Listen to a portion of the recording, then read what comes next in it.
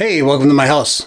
I want to talk to you today just a little bit about cell phones, smartphones, those little mini computers we stick in our pocket and we take everywhere and we ignore our friends and we do too much work on them and they're just sort of part of the everyday of 2018 and beyond. I think there's two camps with smartphones. One is the camp that says it must be enclosed and encased and forever treasured as a collector's item in a trophy called an OtterBox or a Pelican case. And my phone is going to keep its resale value. It's going to be amazing. 2 years, 3 years from now, it's not going to have a scratch on it. And then there's an other camp that says, hey man, I love my phone. It's already kind of big. I don't need to put a giant clamshell on it and make it bigger. And if it scratches, well, that's okay. It's going to get used as a phone. And at the rate things get thrown away, the rate technology goes, it's going to get replaced anyway. It's going to have very little resale value. So I think there's two camps there. I got to confess, I'm in the second camp. I love to not have a case on my phone. I picked up a big giant sort of utility case, military grade deal the last time I dropped my phone. I dropped my phone way too many times. I dropped my phone more times than I can count. They scratch, they break, they shatter. And the new phones have like not only just glass fronts, but glass backs as well. And they're pretty breakable, Gorilla Glass or otherwise. So what do? I think I used to freak out and just kind of deal with it and everyone has a friend that has like a bloody thumb from their scratch screen that they just can't afford to get replaced. And then there's a camp that puts film over their front of their glass to protect it from scratches, or the new one-piece glass covers. And they work really great. But I'm here today to tell you that there's another option, and it's not super techy. So there's an option that if you bust your phone, you don't have to keep living with it. You can order a replacement kit off Amazon or another retailer for about the price as what they sell those glass protectors for. So if you're handy with a screwdriver, you can get a kit. It'll have instructions. It's pretty simple. It takes about 15 minutes and you just replace your screen assembly.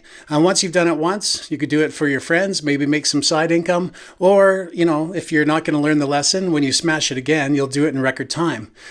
I'm going to show you today some things that I ordered. I broke my iPhone 6.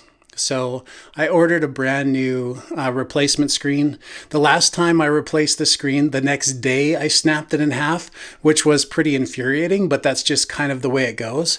And I've lived with it for a while, but I dropped it again a couple days ago and I made it pretty not usable. So off Amazon for $40, and that's pretty pricey because I ordered a version that came with some of the things already pre-done. I ordered one that's called a full assembly. So for $40, I get a replacement screen, and that's pretty good because the screen looks identical to the factory screen. And if I go to a local retailer here in town, it's about $100 or more to have them do it. So, you can save half if you do it yourself. And if you're really handy, you can save half yet again. So if I didn't order the full assembly and I wanted to take the time to swap over my camera and my speaker and those things that don't come with the cheaper versions, I can get away with it for $20, $25. And that's right in the price of one of those glass covers. So you don't have to live with a scratch screen at all. A word of caution, if you get a replacement assembly, it might come with a new home button, and those home buttons are programmed only to match the phone that you have. So rather than use the replacement phone or home button, you'll take your home button off your existing phone and replace it with the new screen. And if you do that, things like Apple Pay or other things that you have tied to your thumbprint will still work. If you don't do that, and a lot of people on the used classifieds I notice have done this, they've got their screen replaced with a replacement home button, and now the thumbprint ID doesn't work. And that's really sucks because I think we rely on that heavily for replacing your wallet and for passwords and things for common apps. So make sure that you replace that home button, otherwise you'll have a world of hurt down the road. As a bonus though, I've learned my lesson. I ordered something extra. I ordered one of those glass covers for the front just to give it some extra protection should I drop it yet again, and I will. But this time I'm trying something different. This one is a security screen. It's tinted, and that at a certain angle, if you look at it if you look at it dead on, you'll see the image on the phone, but if you're kind of weird like I am, people who are bored on their commute on the train or on the bus, who like to read over your shoulder, read your text messages, see your apps, those kind of things. It's got a special feature that if you look at it from an angle, if you're not the person using the phone, it actually blanks out and doesn't allow anything to show on the screen. So I got that for $10 from Amazon, but I saw that you can get a pack of 2 for $12 for other phones. And I'm going to give it a shot. I think the glass ones are great. They feel like your factory phone. And they give you a little bit of insurance. When you drop it, it'll smash, but the screen underneath it won't. So that's the tip I have for you today. That's the video I'm making. I'm just showing you some of the tools I got from Amazon, some of the highlights of the install, and letting you know that you don't have to pay $100, $110 or more to replace your screen.